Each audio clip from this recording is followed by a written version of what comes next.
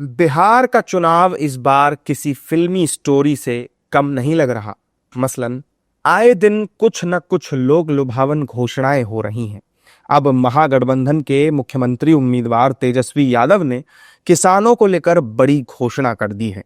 तेजस्वी ने साफ कहा कि किसान सिंचाई में जो बिजली इस्तेमाल करते हैं वो मुफ्त कर दी जाएगी। साथ ही किसानों को एमएसपी के अलावा धान के लिए 300 रुपए और गेहूं के लिए 400 रुपए दिए जाएंगे। सरकार बनेगी तो जो सिंचाई के लिए जो बिजली लगता है किसानों को, उस बिजली को जो है हम लोग मुफ्त करेंगे किसानों को। सिंचाई के लिए जितने आपके पैक्स हैं उन सबको जो है जनप्रतिनिधि का दर्जा भी दिया जाएगा।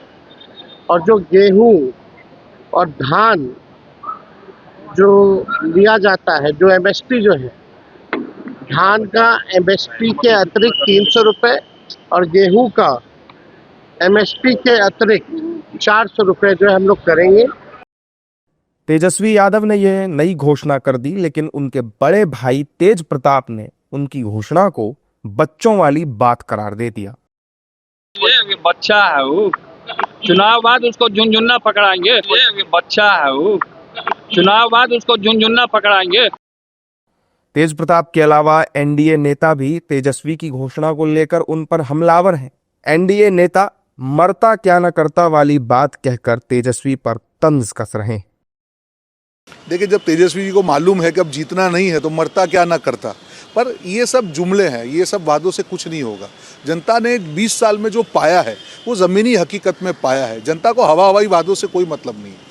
जो सरकार, जो तेजस्वी यादव अपनी सरकार में 30,000 करोड़ का बजट छोड़ के गए थे, आज 15 लाख करोड़ के बजट के वादे करेंगे, जनता कहाँ से भरोसा करेगी? जनता ने जंगल राज देखा हुआ है। जनता ने देखा है कि कैसे सीएम हाउस से फिरौती के काम होते थे।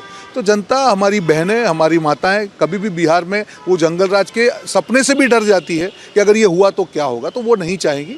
इसीलिए कितने भी वादे कर लें, कितने भी लुभ लुभावन बात कर लें, जनता अब उन पर भरोसा नहीं करेगी। जनता को तेजस्वी मतलब जंगल राज, ये चीज़ हमेशा छप चुकी। उप मुख्यमंत्री 17 महीना उप मुख्यमंत्री रह करके हम इतना लोगों को नौकरी दिया, इतना सड़क बनाया, इतना काम किया। उस समय किसने इनको रोका था ये सब काम करने से? तो उस समय तो कुछ किए नहीं। अब कहते हैं झूठा वादा या कल्पित बात करते हैं, तो इस पर जनता कैसे विश्वास करेगी? इसलिए मैं जनता से जरूर अपील करूंगा कि उनके बातों को एकदम नहीं समझें। उनकी सरकार होने ही वाली नहीं है, एनडीए की सरकार बनने वाली है। डबल इंजन की सरकार को कोई डिरेल नहीं होना चाहेगा।